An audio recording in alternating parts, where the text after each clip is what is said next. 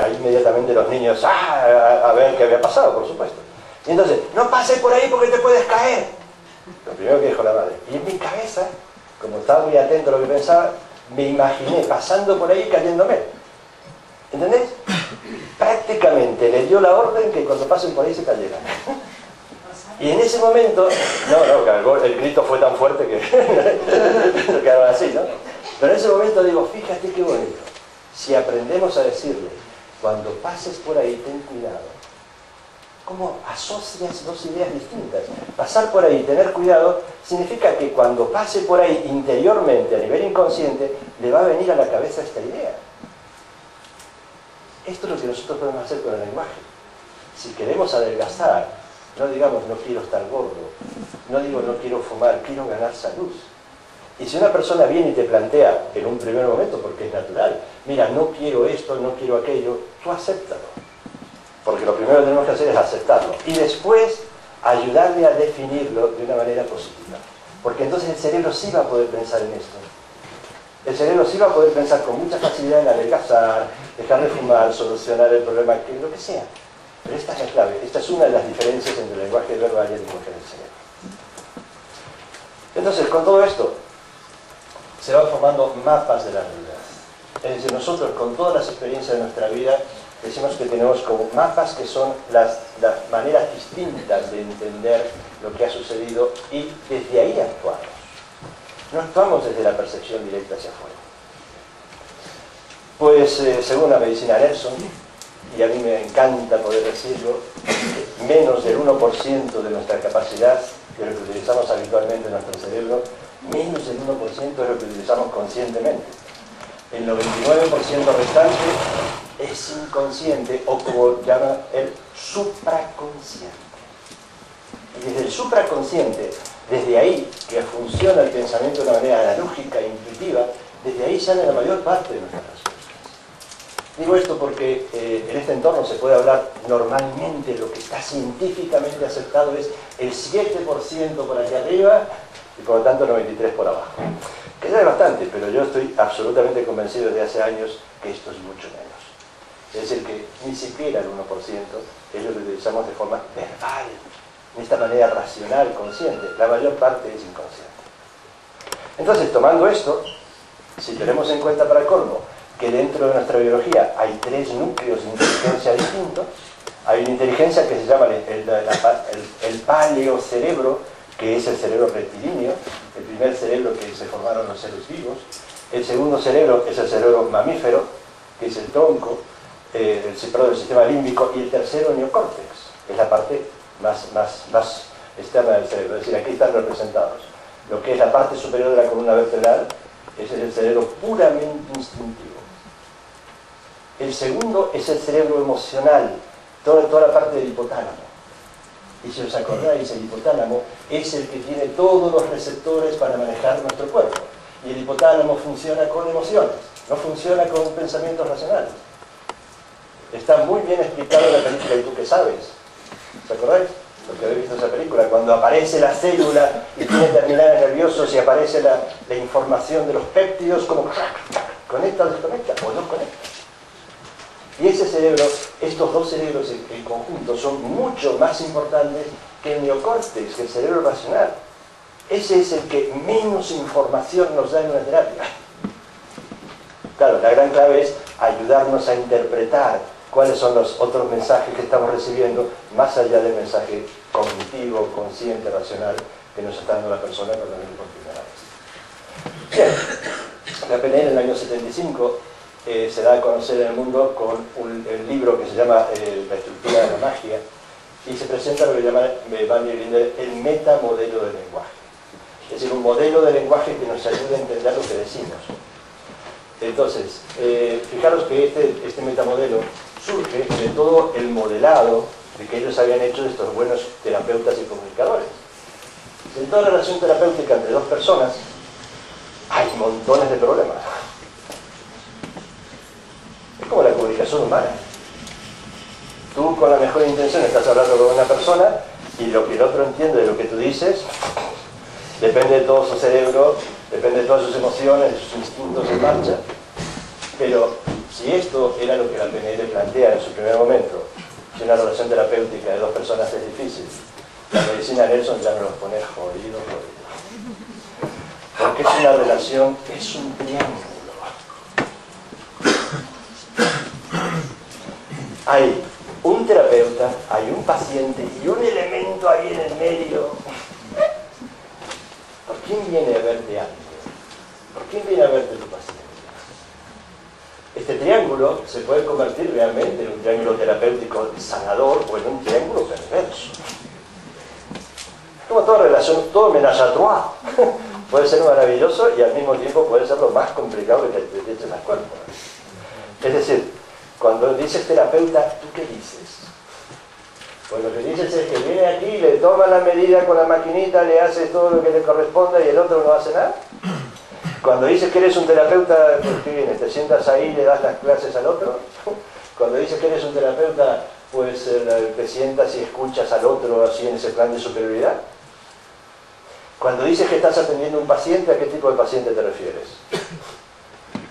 ¿Al que viene aquí con el síntoma de la fiebre? ¿O al que le estás ayudando a caminar o le tienes que ayudar a caminar por la vida? ¿O a este que viene a hacer una transfusión y le metes el quantum ahí para hacer una transfusión de energía? Y cuando hablamos del aparatito este, ¿qué significa? ¿Qué representa el aparato para ti o para el paciente? ¿Os habéis planteado alguna vez? No sé si a veces ejercéis.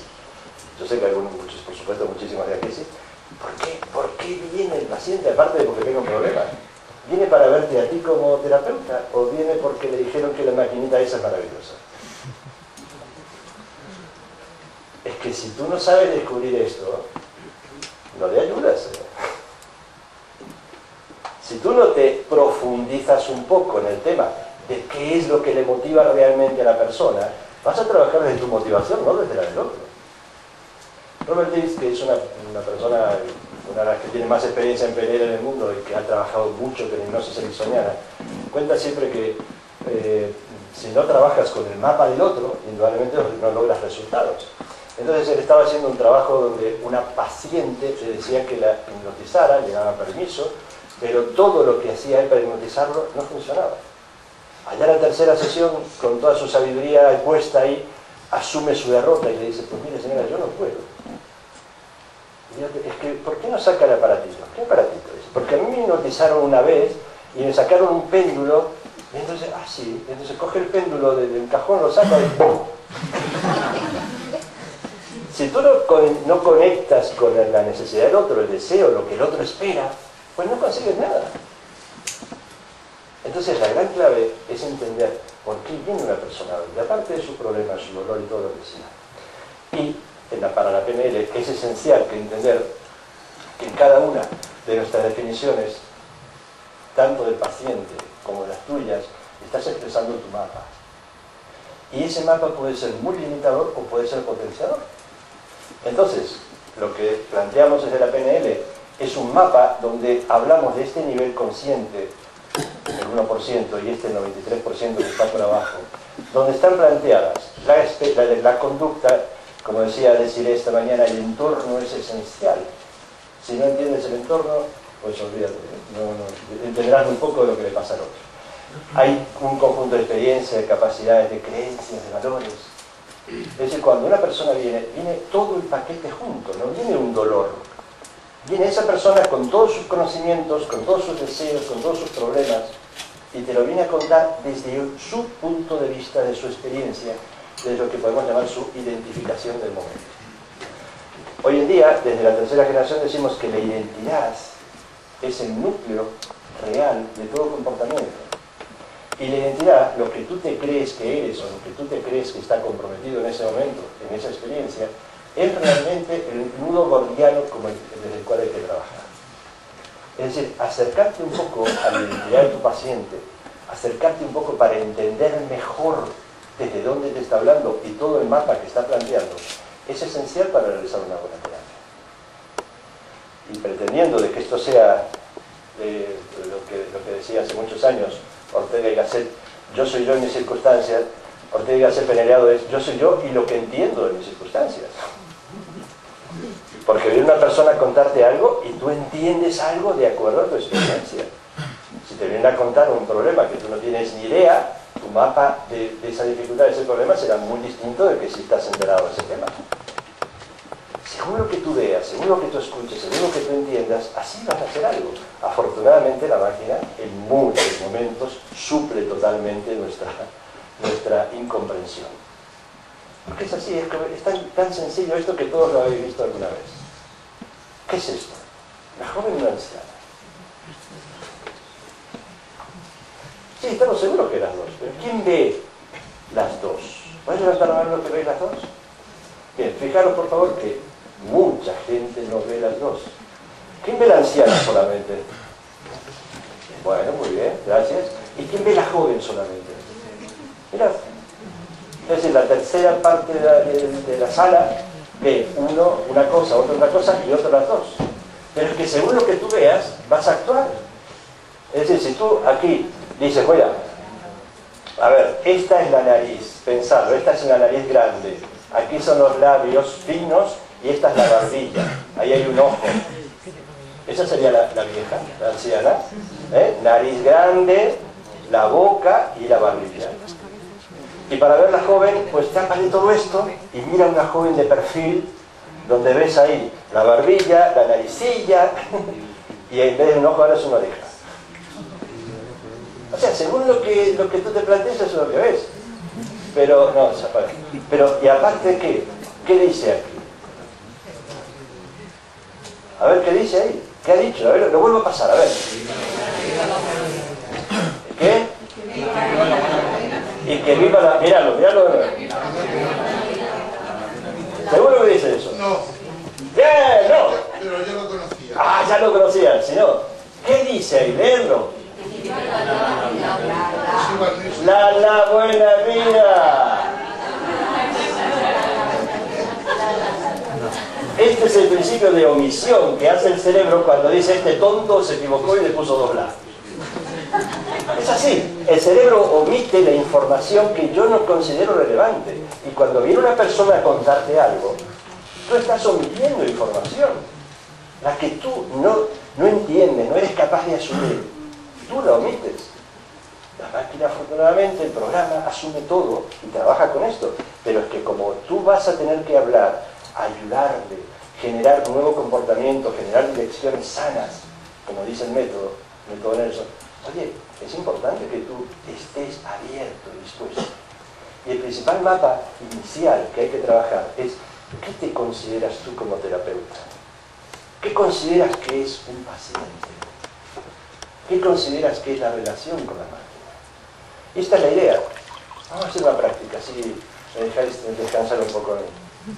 La idea es que os pongáis en grupos de 3 ahora y habléis solamente sobre esto. Oye, ¿qué representa para ti? ¿Qué surge en tu interior cuando dices yo soy un terapeuta? Cuenta lo que significa ser un terapeuta. En este caso, el sello. ¿Qué significa que el otro que llega es un paciente? Pero no os quedéis con la palabrita solamente. Acordaros lo que dice el método Nelson. Eso, la palabra es el 1%. ¿Qué otras cosas aparecen interiormente? ¿Y qué pasa cuando piensas en el programa Quantum? Eso simplemente para pasar el rato. Pero os voy a ayudar. Os voy a ayudar haciendo que primero os conectéis con esto. Es decir, os voy a pedir, inclusive si no utilizáis todavía el aparato de la forma habitual, que os penséis en un momento como que ya pudierais utilizarlo. Y os voy a pedir que cerréis un poquito los ojos. Venga, así como estáis. Un momento. Prometo no hacer brujerías. Cerrad un poquito los ojos. Imagínate que estás en una sesión con el Quantum, alguna sesión en la que ya has participado, que ya la conoces, o en una sesión nueva, en otro momento. Y esa relación de tú como terapeuta, del otro como paciente. Tú cuando piensas en ti, dite a ti mismo en este momento, yo soy el terapeuta. A ver qué surge. Conéctate como realmente eres el terapeuta. ¿Qué emoción surge? ¿Qué representaciones, qué imágenes te vienen a la cabeza? ¿Qué palabras te vienen? qué olores, qué sabores, qué sensaciones táctiles, qué es lo que llega a ti.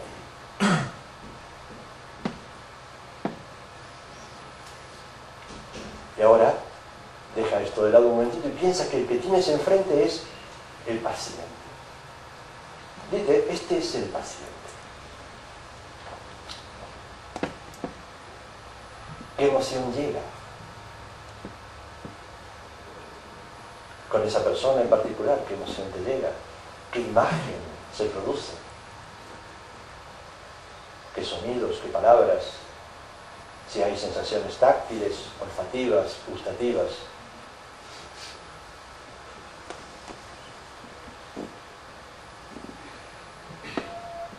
Y ahora, allí en el centro, está el ordenador con el programa. Cuando tú llevas la atención hacia el ordenador con el programa, con el quantum, ¿qué viene a tu cabeza? Déjate sentir.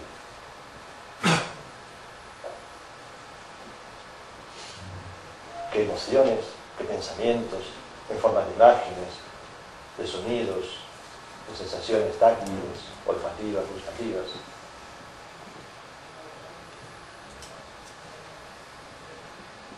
Bien, recuérdalo. Porque dentro de un momentito te voy a pedir que, por favor, cuando abras los ojos, que comentes esto con dos compañeros. Un ratito, 5 minutillos para poder pues, comentar los distintos mapas que se van produciendo. Venga, cuando quieras abres los ojos. Con dos compañeros ahí, los que tengas ahí a mano, si os queréis poner de pie los que estáis sentados, moveros un poquito. Venga, plantearos. Comentad esta.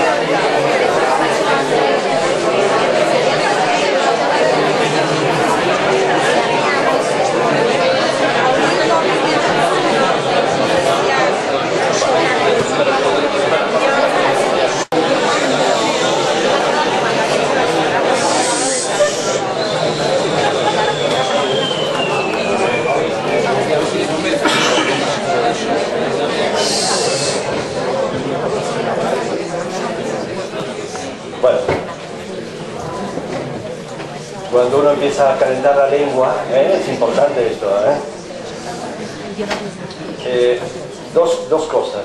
Me han hecho varias preguntas, o por lo menos 2 preguntas importantes. Vamos a dejar un tiempo para responder las preguntas desde mi conocimiento.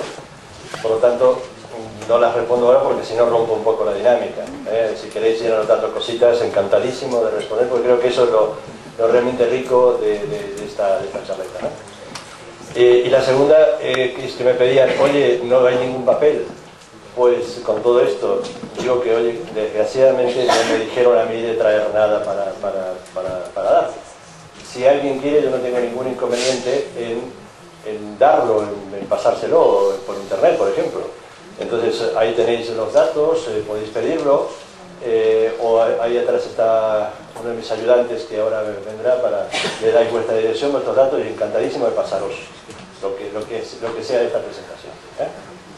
Bien, alguien que me comente, algún grupito de 3 que me comente un poquito los resultados, así podemos trabajar desde una experiencia real. Venga. Alguien por ahí, venga, no tengáis miedo. Fijaros cómo es programado, No tengáis miedo. Sed valientes. A ver, que se levanta la mano, venga. A ver, cuenta. Tú no levantaste la mano. Ah, no, estabas abaricando. No, es que hace mucha calor. Entró el ejercicio porque la cabeza está ardiendo. No me digas. Sí, estamos aquí. Oye, Fíjate, cuando tú le dices a una persona, hace un calor enorme, la persona piensa en el calor. En cambio, si le dices, no hace mucho frío a mí, de repente empieza a generarse una sensación distinta.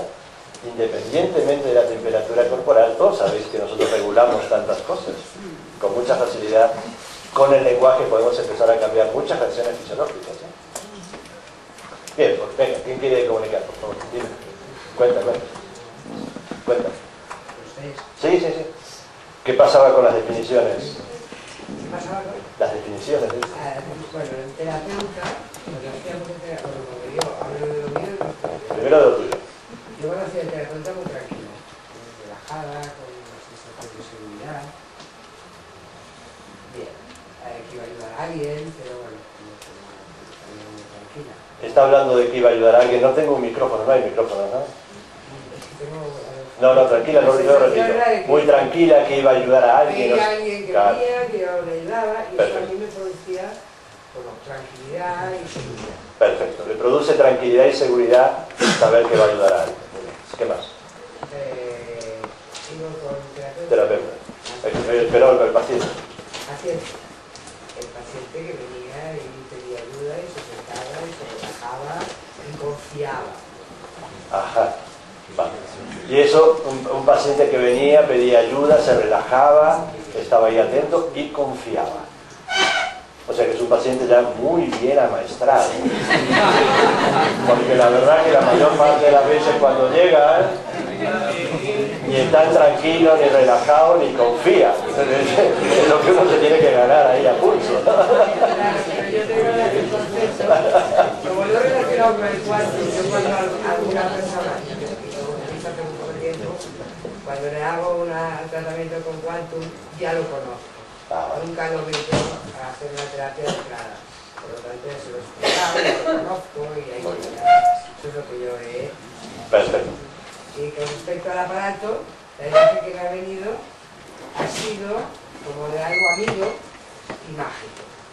Yo hace muy poco tiempo que trabajo con Quantum, pero me ha dado la impresión de que me ayudaba como que era más sabio que yo, pues yo no podía confiar en él. Perfecto. Gracias. Entonces, Ahí te da el micrófono, aunque ya has terminado justo. Pero no importa, podría hacerlo porque yo quiero que los otros compañeros también comenten esto. Muy bien. entonces el concepto básico del Quantum era que, bueno, pues que podía echarle un poquito, ponerle la confianza y no sentirme tan responsable. Vale. Esto lo hago a veces. Perfecto. ¿Cómo fue lo vuestro? Básicamente es eso. La sensación era de tranquilidad en cuanto a que tienes un elemento, una herramienta que te permite un conocimiento infinitamente más allá de lo que tú puedas tener a nivel consciente, ¿no? Lo cual te facilita la aproximación al paciente. Muy bien. ¿Qué diferencia hay con lo que decía tu compañero? Aparte de las similitudes, ¿qué diferencia encuentras? ¿O has encontrado durante la charla ahora? Bueno, sí, son conclusiones que hemos llegado así un poco, más o menos, sí, hemos llegado los tres ahí más o menos. Coincido bastante con lo que me decías. Vale, perfecto, muchas gracias. ¿Entonces lo que compañera? Que aunque diga lo mismo, no importa. Lo único, lo del paciente, que yo no tenía la imagen. Yo he sentido que le ayudaba, pero lo que pasa es que como el Quantum lo he comprado hace poco, todavía yo no estoy tratando con él, entonces estaba yo un poco, me venía un poco inseguridad, ¿no? Pero bueno, el paciente también, claro, eso está un poco difuso, la información que le podía dar yo. Muy bien, vale. ¿Puedes apagar el micrófono, por favor? Porque si yo lo puedo coger, hay un sonido horrible. Por abajo creo que es. Vale, muchas gracias. ¿Lo has apagado? Hola. Sí. Hola. No, está apagado porque si no haría esto no está encendido. Bueno, dáselo, mira, ahí viene el compañero. Bien, fijaros qué bonito. ¿Coincidís más o menos con lo que dijeron los compañeros? Más o menos. ¿Cuál es la diferencia, por ejemplo? Nosotros, viéndonos como terapeutas, incluíamos en la gran responsabilidad que nos venía, ¿no? Al querer ayudar al paciente. Es decir, viéndose como terapeuta, sentían una gran responsabilidad. lo que estaban muy conectados es con la responsabilidad que se tenía en ese momento. Que es importante entablar una buena relación, pero la responsabilidad era lo... Perfecto, muchas gracias. ¿Qué otra cosa que alguien quiere comentar más? ¿Qué otra diferencia? Por aquí, mira. Yo me siento muy lejos para que no se vea esto.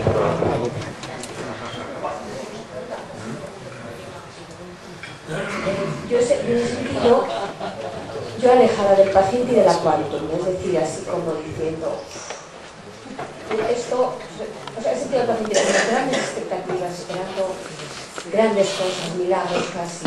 La magia. Y yo diciendo, podré cumplir las expectativas que tiene el paciente. Entonces me veía así como alejado.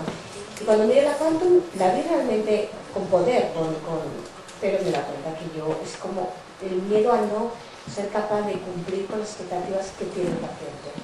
Quizás bueno, ya todavía no me meto.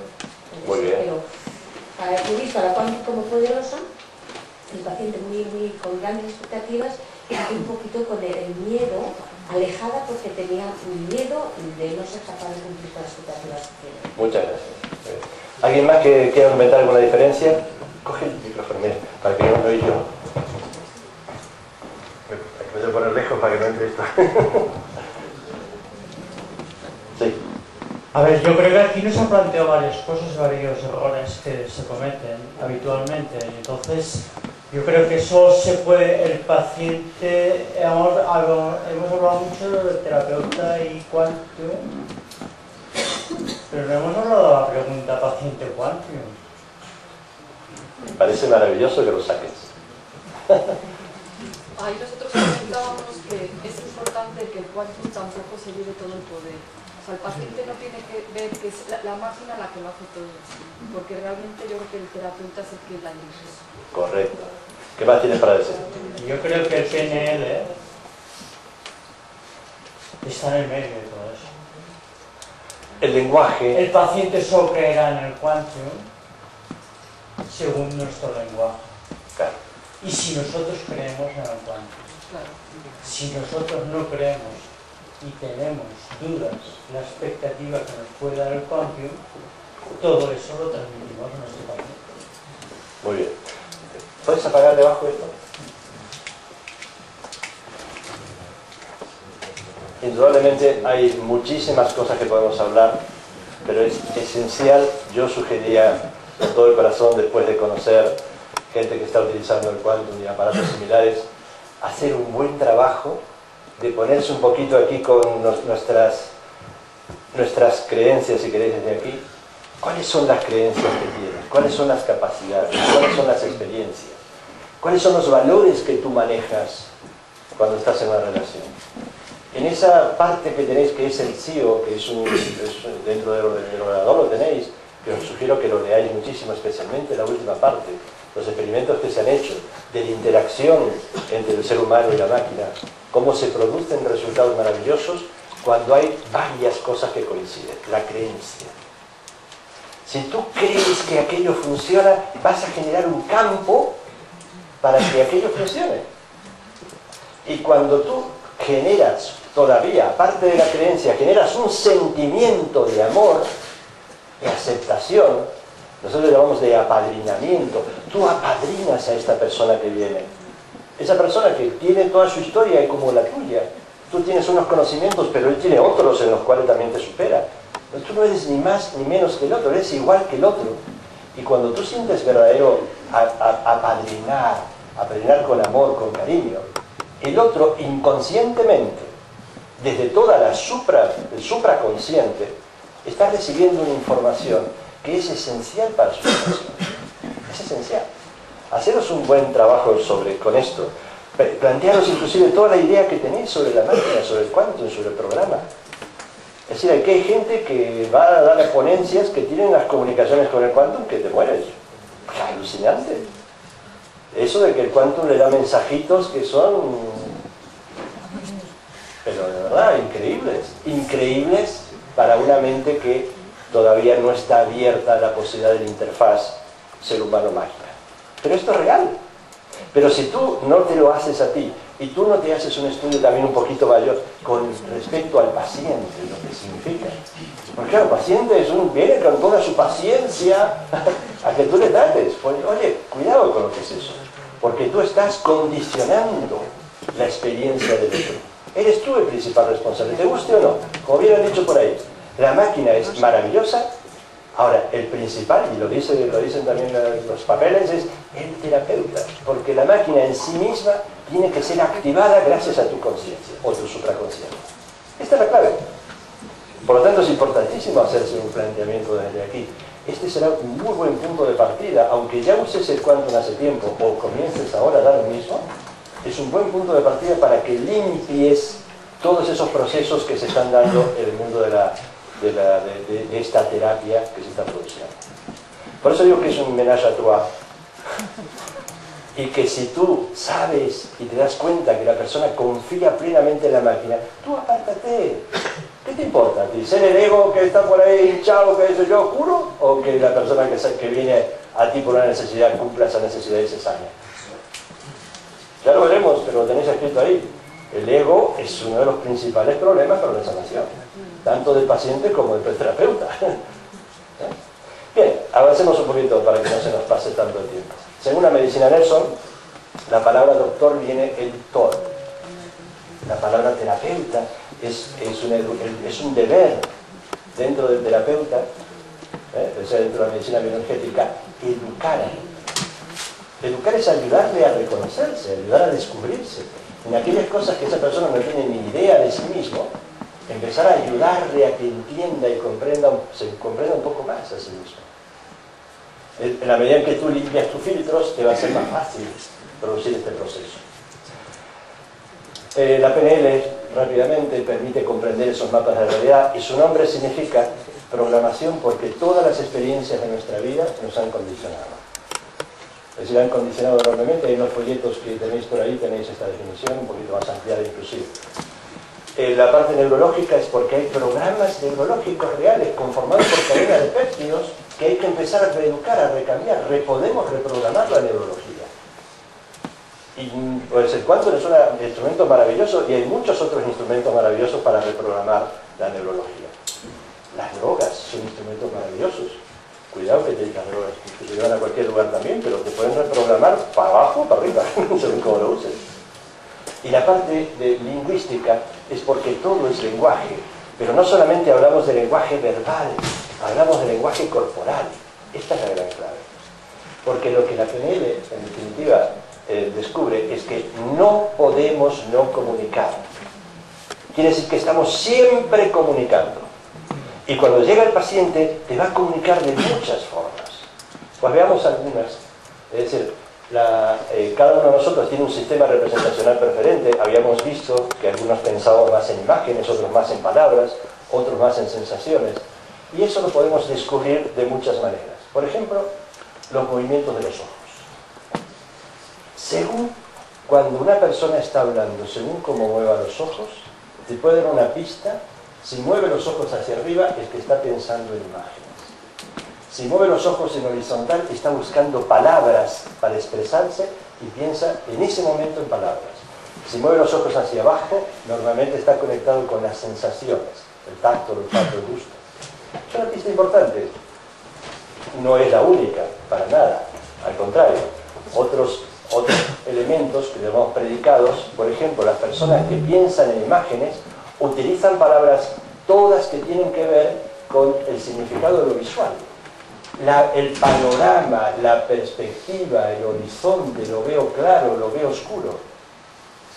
Esto es información del supraconsciente, ¿eh? La persona no se da cuenta.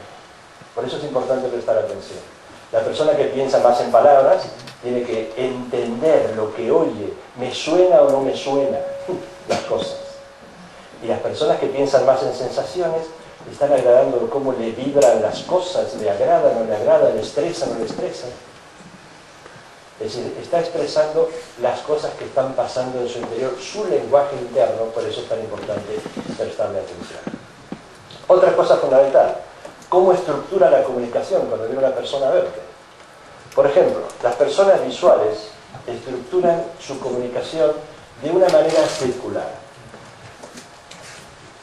Vamos a ver, lo vamos a identificar rápido.